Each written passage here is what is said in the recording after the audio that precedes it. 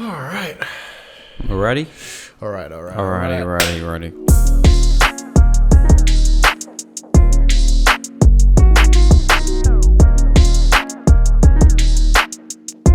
Welcome to Director's Debrief episode 47. Here we go. The previous episode has been delayed and it Okay. will be coming out on our 1 year anniversary. Nice. We didn't make a big deal of it, but that's cool. We'll make on 52, right? 52 weeks worth of podcasts. That's Yep. when party up. 52 times that we've spoken. Wow. 52 times. That's the only time we've spoken. Speaking just half an hour or one-on-one. After all we don't these speak years, outside of this. Yeah. No. We just look at each other. sit next to each other in silence. Sometimes it can get like that though. It can, We're yeah. just cracking on. And then you just bang out an insult about yeah. my facial hair. Oh yeah, that was once. Yeah, That was once. I know. Yeah. Just never let it go. No, Yeah. because it was just so savage. It was it. See, this is why I struggle to make comments, because I'm just like, I don't want to be savage. I was just being straight and honest. Yeah, But that was at the time. right. But it does suit you. You ask it. You know, many other people have said the same thing as me, Yeah. and they've gotten away with it. But Yeah. me, Because I care about what you think about me. yeah. Or is it Okay. just that out of the ordinary? Like other people just make these comments regularly, whereas Yeah, like, because my mum says it practically every time she sees me, Yeah, especially yeah. with this beard, which I am tidying up. yeah, I think I've made the decision now. hmm I'm going much shorter. Not you short, okay, but yeah, like I don't know, cleaning it up, because obviously Nice. I'm away for a while and Uh-huh. I want to look good whilst I'm yeah, away. yeah. So where are you away? Budapest. Yeah, Very excited. Very good. Friend of mine suggested it out of the blue, so I'll be hanging out with him in Budapest on Friday, Saturday, and a little bit of Sunday. Okay. But I figured, hell, let's go out there for the week, get some of the longer tasks, the ones that need just headphones in, montage music, and just power through. So You're gonna love it. I hope so. I'm staying What's at. the weather like? I haven't checked. Okay. But the should hostel I'm really staying check. at has Yeah. like a co-working space. Okay. Man, it's going to be cool. I've been wanting to do more and more of this. Yeah. And I think the opportunity is now starting to become more and more Amazing. present. Yeah. Very, very good. Yeah. All right. Well, you are leaving us during Black Friday. Yeah, I felt kind of bad about that. Well, I think we're feeling Black Friday this week, we won't feel it next week. Yeah. Because all the hard work's already gone in this week. Yeah.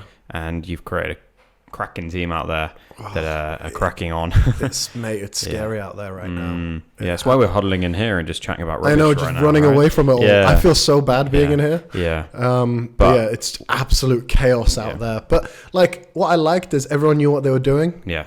Like everyone's in their own like chaos zone. They know what part of the chaos they're dealing with. Well, part of me wanted, obviously, we always love getting our hands dirty and getting in there and doing our bit. Right. But I almost thought I'd disrupt the flow Yeah, a little by bit. getting involved because, firstly, we don't know where we belong, what the process is today. Out of their way is where we belong. Exactly, yeah. Give them more space because they're struggling with space. Yeah. But yeah, all good on that side. We opened a pretty interesting topic before we hit record, though. Yeah, that was right. It's really easy for us to say, right? What? In the sense, we're not part of the daily action of that part. Yeah. So it's easy for us to stand away and go, maybe that could be more efficient. Maybe that could be. Of course. And of course, right? We have a that duty perspective. But sometimes we also think, but we're not doing that task, so we don't know how long it should really take, or we don't know the complexities that are going on. And one of the things that we were discussing was urgency. Yeah. So processes within the infrastructure, goods in processes, and how booking in of stock and so on. Really, we zoomed in on something. Yeah. And you discussed to me, or you mentioned to me, that perhaps there could be areas that we could improve and become more efficient in. Yeah. And certain team members, although they are 100% dedicated, sometimes can vary between urgency and maybe the priority of tasks aren't always there, or aren't correctly prioritized. Yeah. What is it that makes you urgent when you're doing tasks, and how do you build that mentality? Do you know what I think it was? I came up to you and I said that. Well, actually, do you know? I think it's that people are following a process, maybe a process that I created. But what I would really like to see is, why isn't anybody questioning the process? Why aren't we doing, Alan, who works with us and has really helped us, came up with this great idea of putting everything on Post-it notes, every part of a process, and saying, okay, guys, what are we getting paid for here? Right? Because it's not just about cutting costs, it's about doubling down on what you're getting paid for. Yeah. That when somebody parts way with their money, you need to make sure that part is the most important part, and that part is the part that you're acing it. Okay.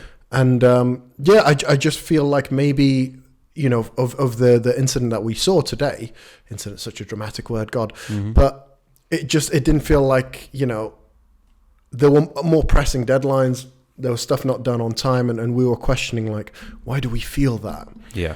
And that's a really difficult question. I struggled to come up with an answer. I've always been a questioner, though, right? The earliest example I can think of is, Thrifty, the van rental company? Yeah.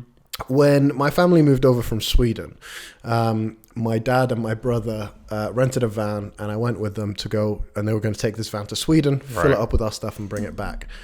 And I remember that they had these Fox's mints on the table. Okay. And it was my favorite thing. But when we first moved to the UK... What, the little wrapper ones? Yeah, the blue ones with the little polar bear on. And this is I don't know why this memory sticks out to me so much, but I remember being in that place 4 or 5 times in the rental office. And all I would do is it was my favorite thing to just grab all the sweets and start chewing away, like the kid I was. I think I was 9 years old, chewing on the sweets and seeing someone just very quickly type on a computer. And I always wondered, how does that equal a van? How does what you're doing equal a van? And as long as I can remember, I used to think this about tills. How do you know how much to charge me once you've scanned it? Because it's a boop and then there's a number. And and that's like the most basic things. Yeah. So I feel like I've been that my whole life. Always questioning process. Yeah. And back when I was like an employee, good or bad, the one thing that kept popping up in my performance reviews is you always question why people do things. Yeah. So I feel like that's kind of. Is that always seen as a bad thing or a good thing? Depends. Bit of both. Right? If you want the truth, and I don't care anymore, so I can tell the truth. If that manager is relatively new and maybe a bit insecure, it's a terrible thing. Because I feel that that tends to lead, it makes you feel a bit threatened as a manager. Yeah, like this person's questioning everything. They might come up with something, and that might put my position at risk. And then I've worked with fantastic leaders and fantastic managers who propel me forwards. Okay. And they go, okay, that's really cool that you're thinking like that. Let's work on something together. Because they realize however good they make me look, they look even better. Because they've given me the tools. Yeah, sure. And they appreciate the questioning is healthy. Yeah. But they probably know to also calm the urgency of your questioning, right? Whoa. I understand the process can be improved. Let's try it for a little while, and then we look at it once you've learnt the current process, right? And I think that's where sometimes we can get, as humans, we get carried away and we try and fix things immediately. Yeah. We see something we don't like and we fix it, and we never. There's a healthy balance, out there at the moment. They're following a process that we've probably created, and they will do that for a bit, and then maybe they'll start to question things in maybe a quieter period where they're not, where they've had a bit more creative time and so on and that. But going back to the sense, right, that at the end of the day, urgency comes from motivation. Am I right there? I guess, yeah. Like you're urgent because you're motivated in one way or another. I'm urgent to finish my work so I can go home and sleep. Yeah. That could be an urgent. You're motivated by something. And when we are trying to finish a task, maybe our urgency is we need to get this to someone so we can see the results quicker. Yeah. We don't want to lose something. So maybe lose a client by under delivering or being late to deliver. There's a motivating factor. And I find potentially in some of our roles, maybe there can be a disconnect between the motivating factor and the urgency of the task. So whilst there is always a motivating factor, the team may not always see it. Okay. Yeah. So let's use that example, because I think you're onto something. Let's use the example of today, right? There was stock in goods in, hasn't been there that long, but there was 2 other actions pending that stock being booked in. Yeah. And that's what was getting delayed. That deadline was shrinking because we needed that to happen before somebody else could do that. So nobody was like moving slow, but that's where we were like, no, we need this urgency because that equals that. Yeah. Until you do that, two other people can't do their job. Yeah. And so that's where you and I start to feel this fire burning, like, why hasn't this been done X, Y, and Z? Because you're not getting the maximum efficiency for the rest of the team, right? Yeah. But what's the motivational factor there? What would you argue is... I mean, we have to look at a person's own motivating factors. Yeah. So, for example, a warehouse manager may look at the stock space and think, well, we're overloaded. We don't have space. These are argument can be made for pallets in the way. There's so much stock that we've got. We need to get rid of this. Yeah. Unfortunately, that stock can't go until it's being checked in and it's being booked in. And there's a disconnect thinking that, once I book this in, this is just going to sit here. And the fact, no, 80% of that is about to go out the door. Yeah. You don't even need to worry about it going out the door. You do this one bit. The rest of the team will take care of the rest. Yeah. And maybe we need to map out what the things are to remind the team of how X, Y, and Z can lead to this. What the consequences are of under-delivering. Yeah. Maybe that's a bit scary, but that's also a motivating factor. That the fact is, if we don't send this product, if you don't book this in, and we don't send this product out, we would have lost an X purchase order, we'd have lost X revenue, we would have lost this. What does that mean for you? Well, that means the business under-delivers, underperforms.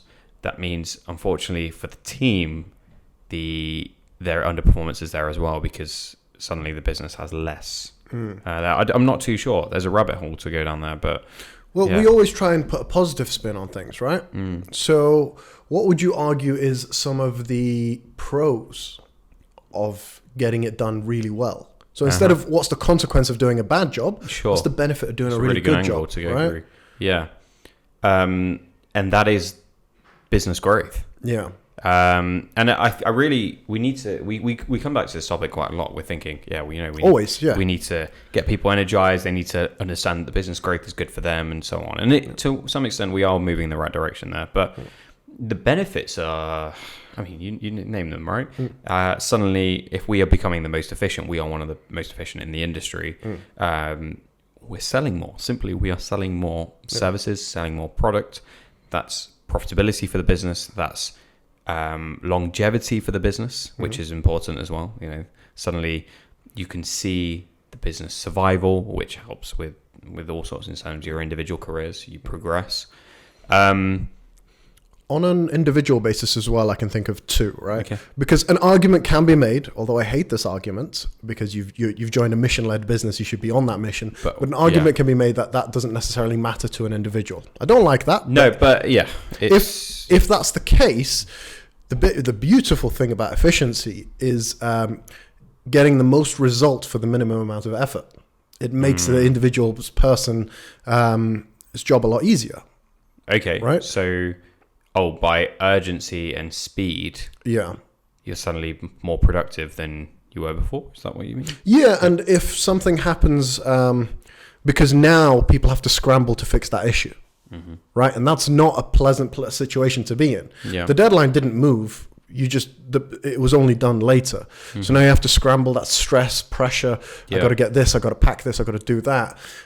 Whereas if you do it, in a timely manner, then there's none of that pressure. You've got a much bigger window to do that work in. How do you show someone that?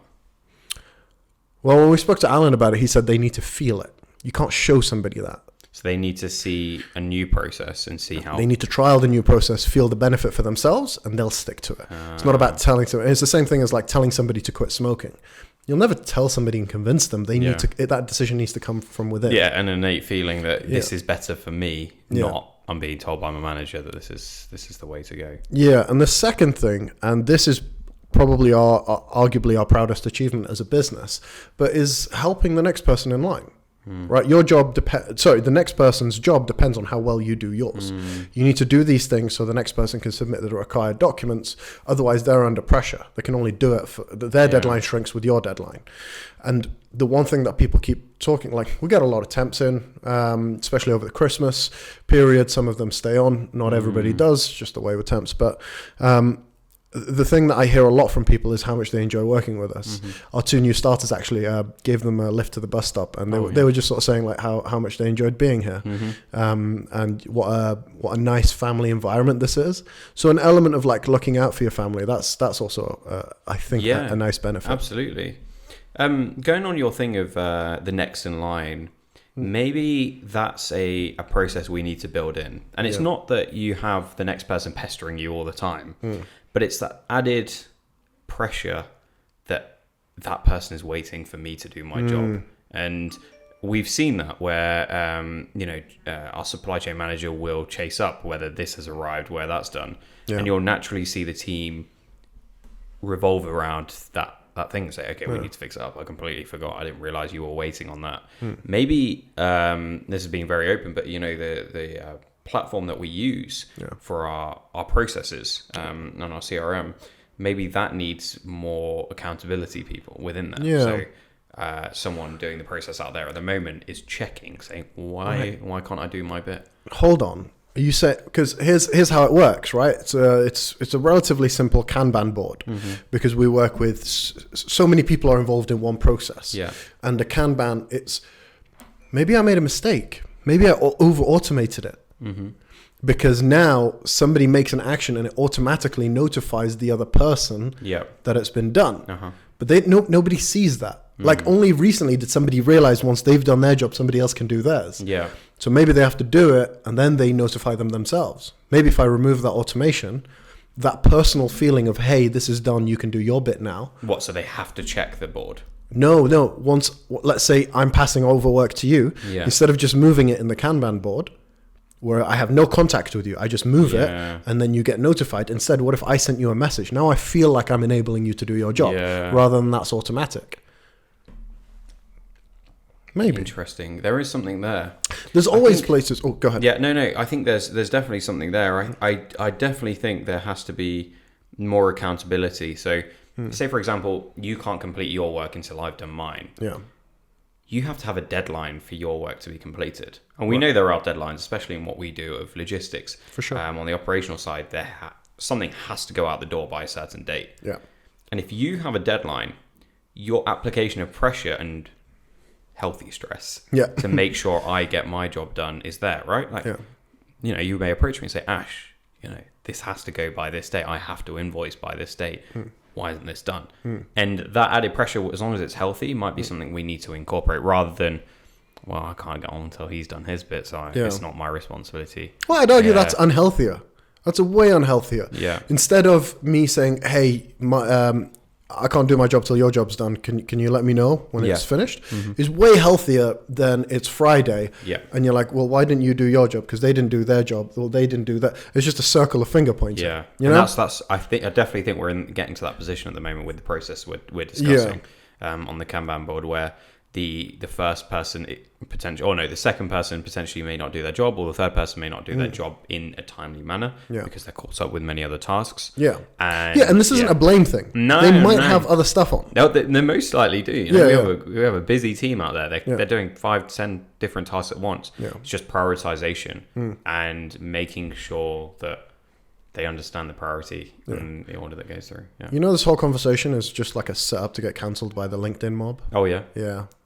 I don't understand that. I try and look at it. What would the LinkedIn mob say here?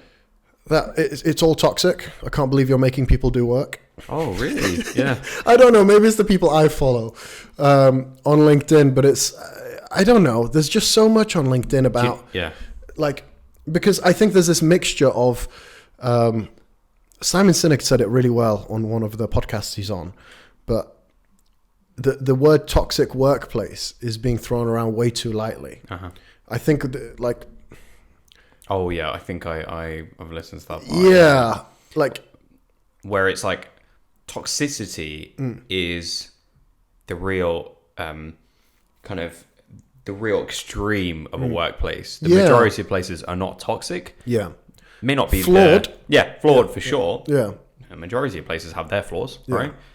But toxicity, you kind of have to work hard to. You got to earn toxicity, right? It takes work. It takes years. You may have a toxic day, but it takes regular consistency in that area. But funny you say about the LinkedIn mob, because I feel those days are gone. Do you? Yeah. I'm so happy to hear that. Gone for now, for sure. I certainly think goes back to my whole thing about easy money, all of that stuff.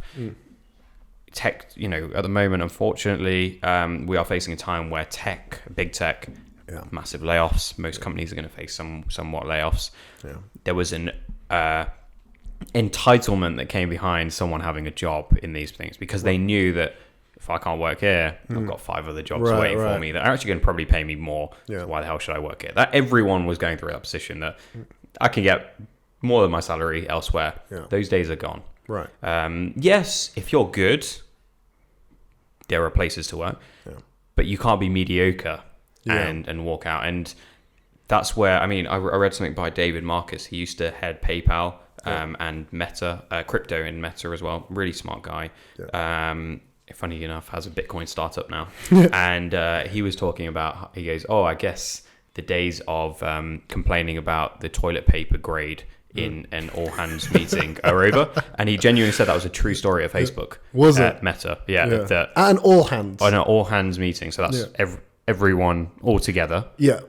Usually led by senior management, but it's where everyone can get involved. Someone raised their hand and complained about the grade of the toilet paper, and he goes, that was the top. That was the top of the LinkedIn mob, whatever it is. Peak.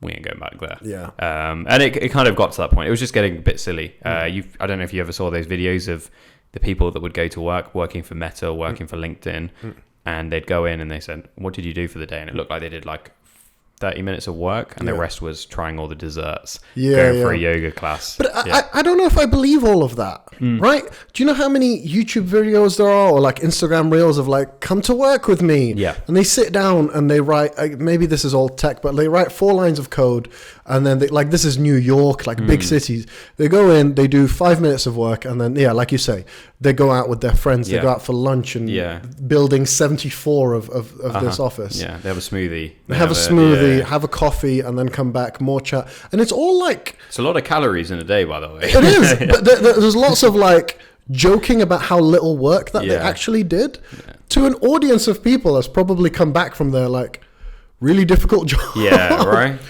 Yeah. Obviously, no one's going to record themselves doing work, because that's not going to make a good TikTok, right? Sure. So I hope they are doing serious work. Yeah. The fact is that was attractive to the younger generation, to generations. The fact that... But it missold them the dream. Yeah. The fact is they're being misled on what work is. Yeah. Well, I know people in tech, and they work their arse off. Mm-hmm. They're all... No, that's too mean to say. I was going to say they're all still employed. Yeah. But they work their arse off. Late nights. They work really, really hard. And I think... Yeah. But I do think that the word toxic is massively overused. Because we have a busy team. Yep. Our team has so much going on, and people seem to love it here. Maybe I don't want to speak for them. No, look, there's always going to be issues, right? Someone may come up to you, you may be in a bad mood, you may have said something that didn't quite go the right way. We're humans, right? Yeah. It happens if you go to the shop and you say something in the wrong way. Yep. We're not perfect, by all means. We know we're flawed. God no. But I think as long as we're genuinely trying our best and making sure that we eliminate any sign of tech toxicity, including if we see it between us, right? Because we've known it, and we for speaking very openly, we've seen the results of kicking a can down the road. 100%. That's not necessarily saying we've let toxicity fester. No, but we've seen something not align with our values and the company's values, and we've let that carry on for a bit too long. Yeah, and that's led to unfortunate situations. So it's interesting that you bring that up, right? Mm-hmm. Because we're just talking about how the content out there was designed for the audience. So it was glamorizing something that may not necessarily have been as glamorous as that. Yeah. And then you've got all the positivities. Yeah. Right. And then you've got the negative side, which a lot of people are afraid to talk about. Even I'm afraid to kind of bring it up now, which is dealing with those difficult situations quick enough. There's one guy, and I sent you this on Instagram, and he talks about, a lot of things that will cripple a company isn't hiring quick enough. It's firing quick enough. Right. Right. And, just listening to that, it felt almost scary to listen to. I was like, how can he get away with saying something like that? Right. And he articulated himself in a very, very clever way. Okay. And he wasn't just saying you need to be firing left, right, and center, but kind of what you were saying, right?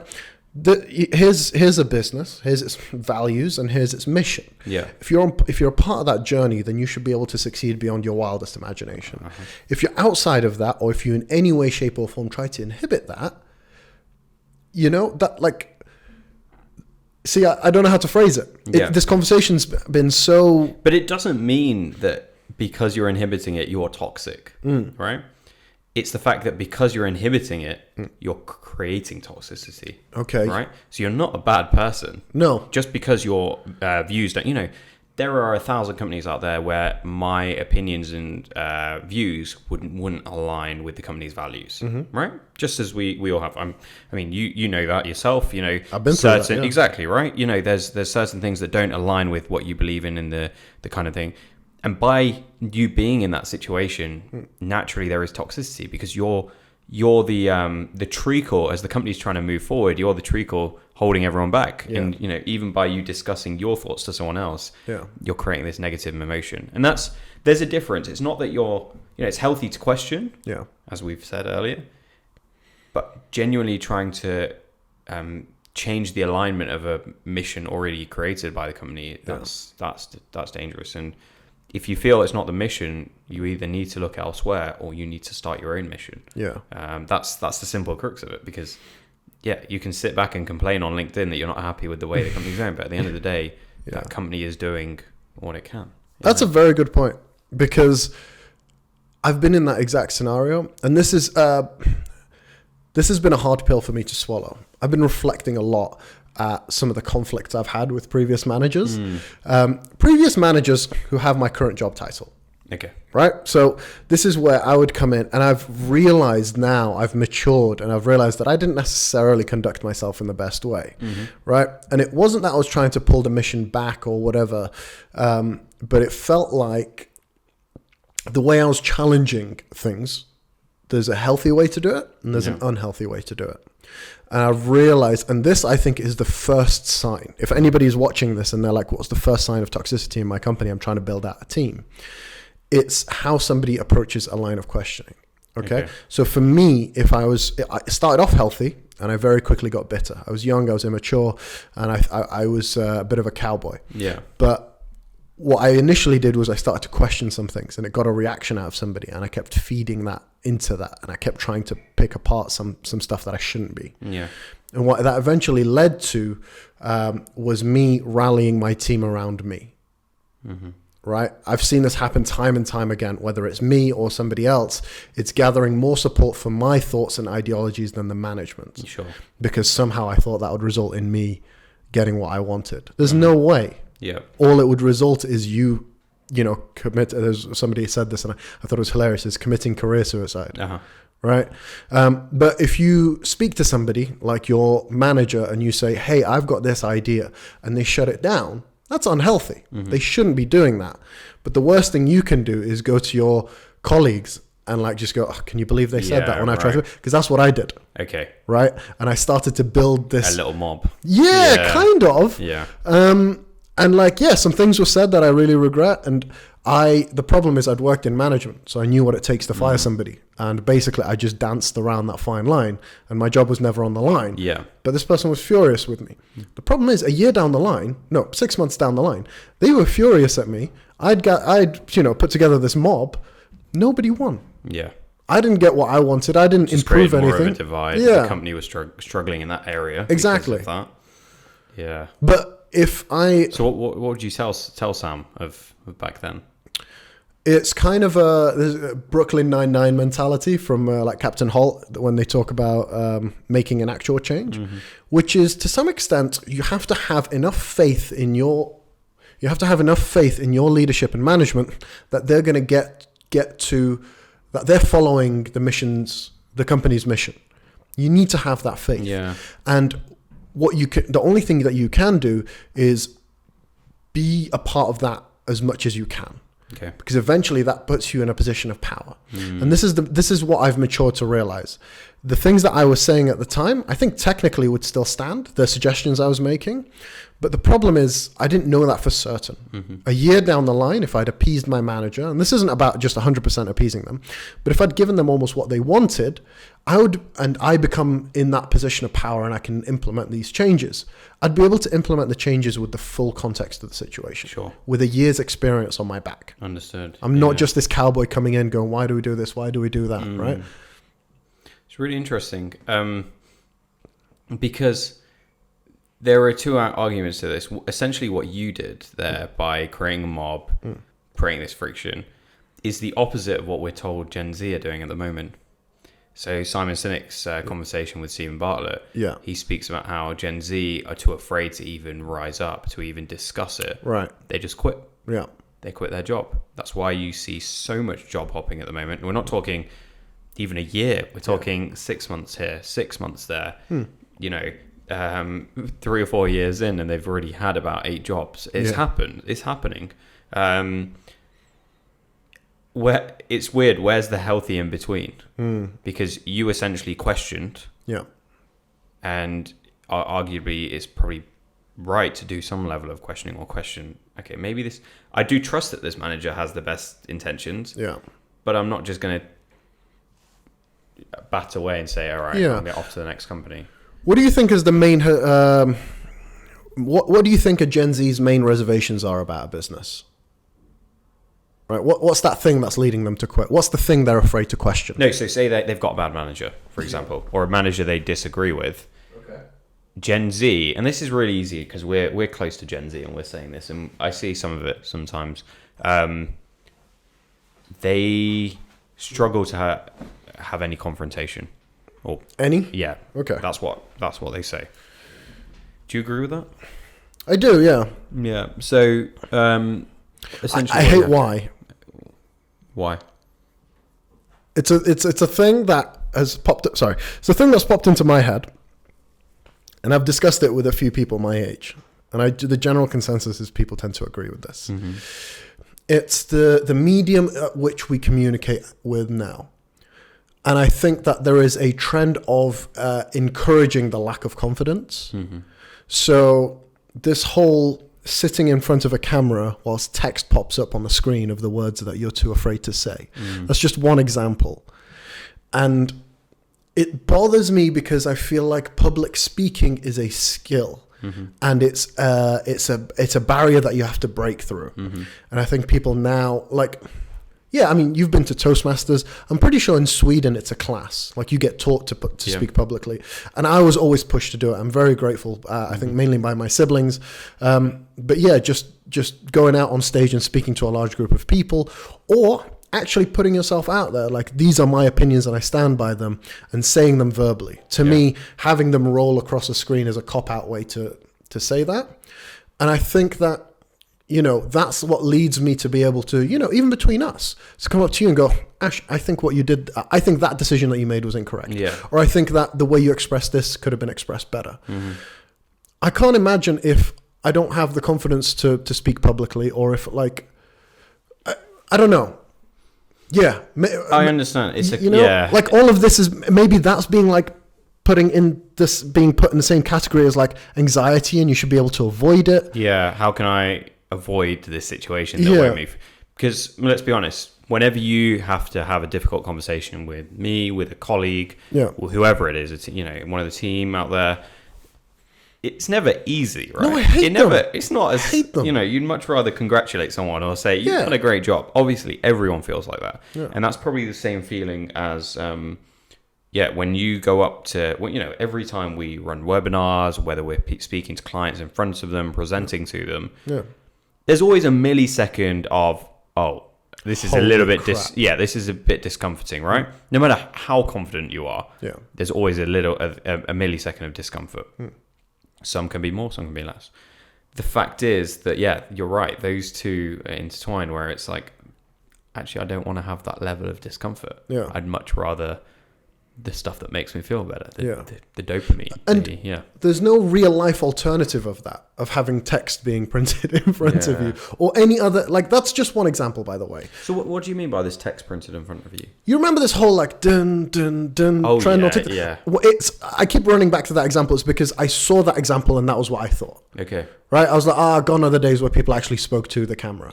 Oh, so that's because they don't want to say it out loud. They're like, I think so. don't like Because, people. do you know why? Because a large majority of people will make those videos. They're perfectly comfortable making those videos. Very few people are comfortable enough to actually talk in front of a camera.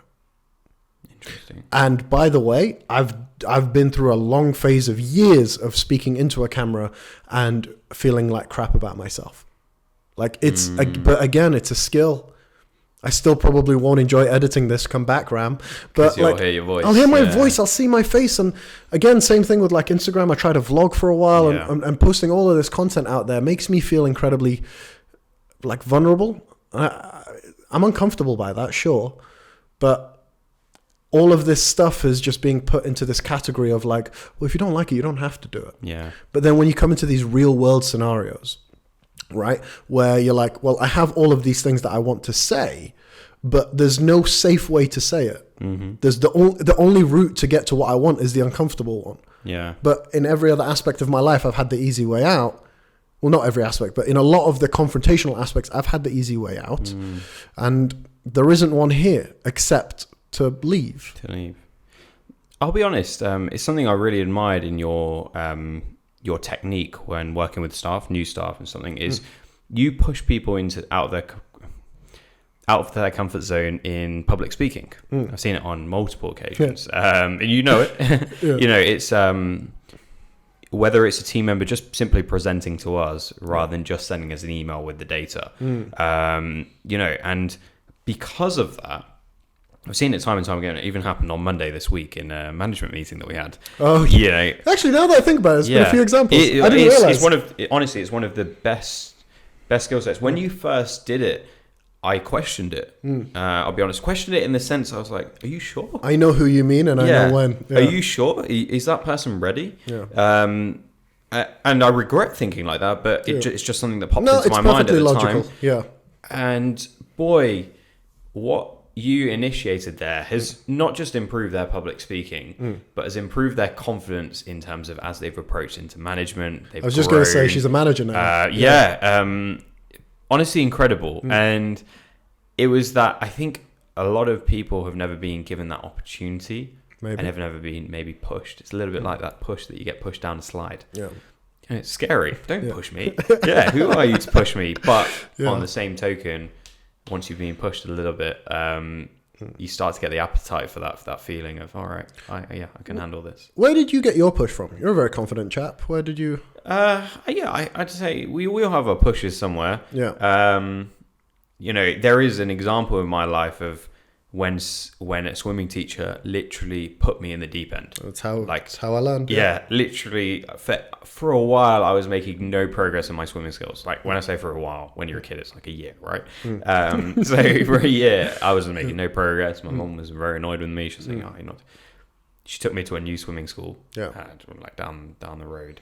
This guy was scary. He literally pushed me into the deep end, and I'm not saying I was a great swimmer, but I was pretty good for a kid after that, you know, just going ahead. I'm not saying that gave me my confidence, but it's things like that I look back on and I'm like, there were real moments for me to realize I could be more confident.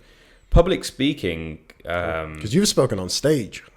Yeah, I think I've always just, I like the feeling of being a bit, butterflies in my stomach. Yeah. It's weirdly addictive, isn't it? Yeah. We did a webinar yesterday. Yeah. Man, I was feeling it. Yeah. I know you were as well, right? We were doing our usual fist palms, pump, let's go. It's a nice feeling. And when you get going, we messed up a little bit, we'll do little things.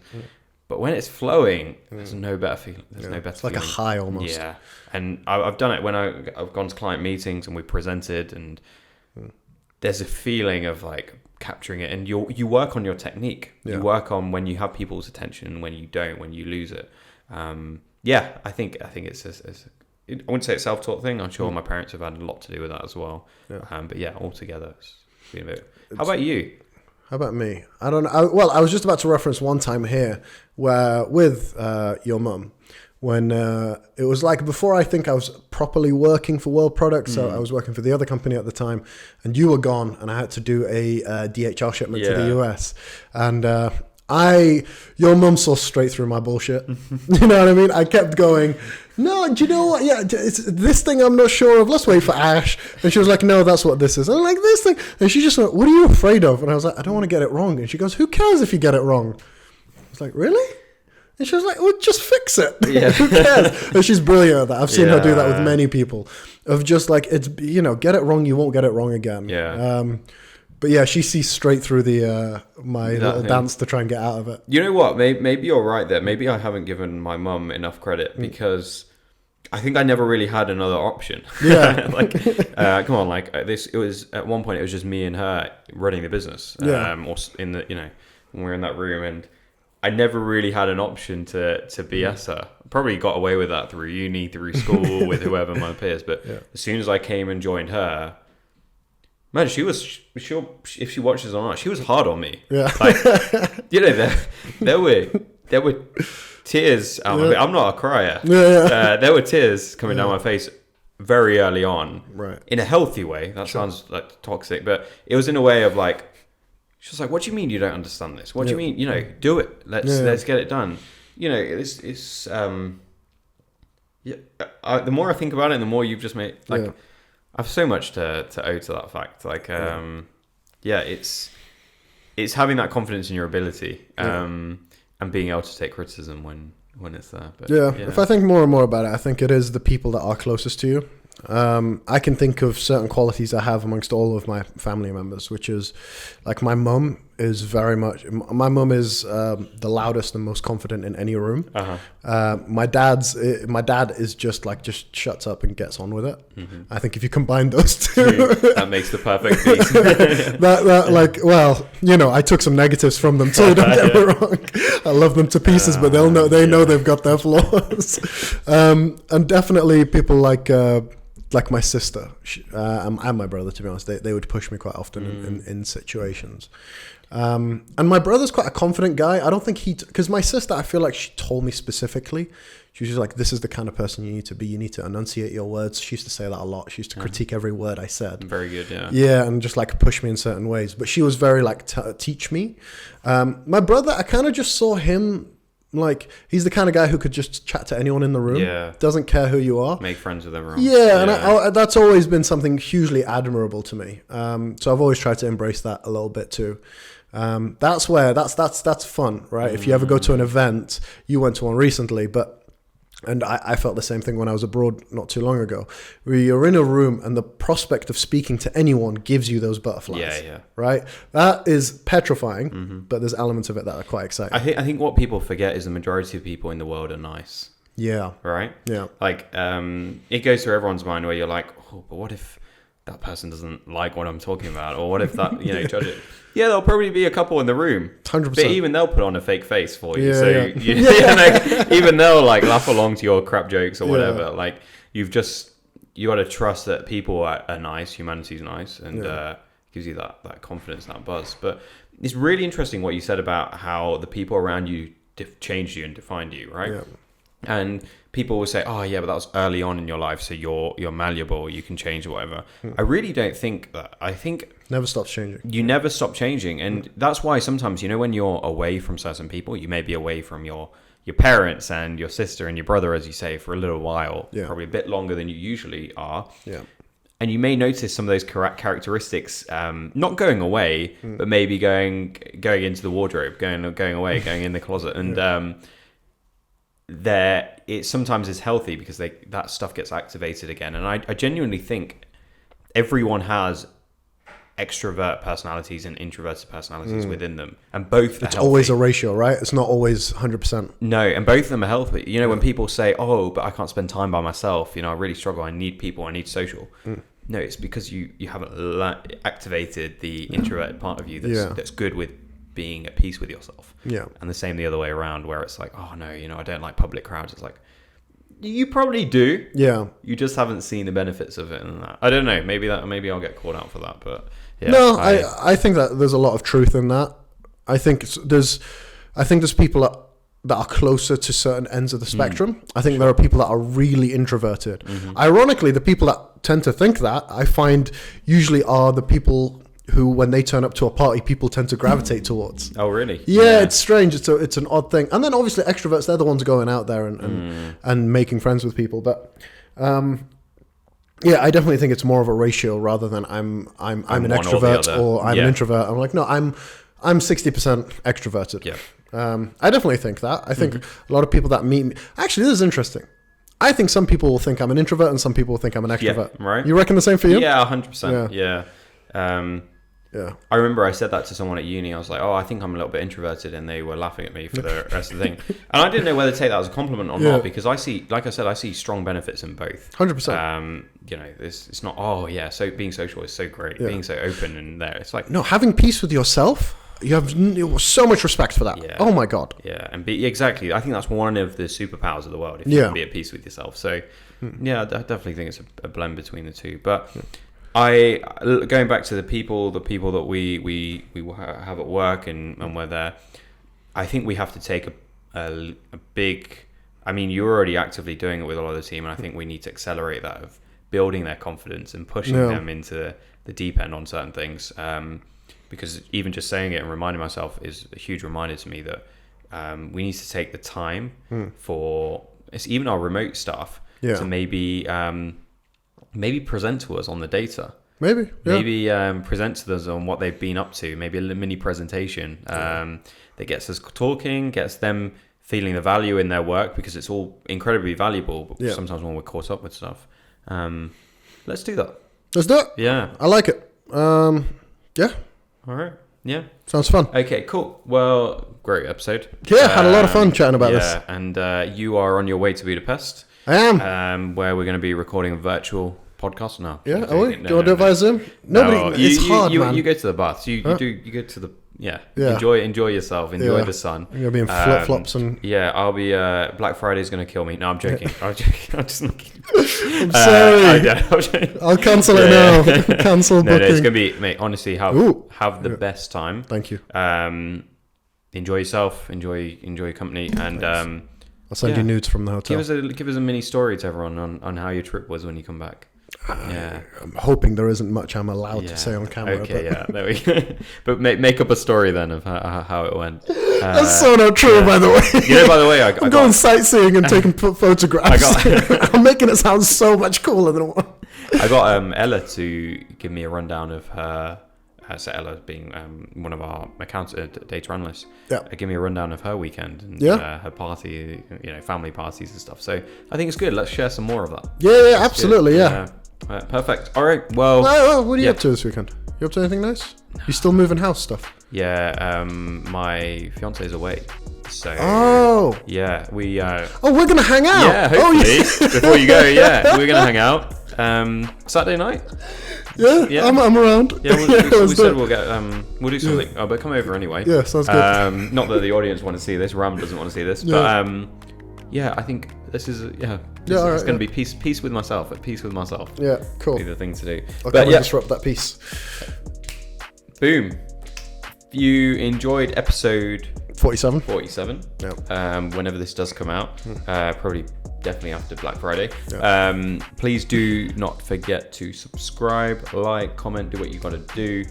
Tell us what you want to hear more of. If you've got feedback of how we can make this a bigger and better podcast, also do let us know, because we are here for the long run and we're going to make this. Gonna hear till we're old and white and grey. There you go. And this has dust on it. Yeah. No. But anyway, see you next time. Bye. Cheers.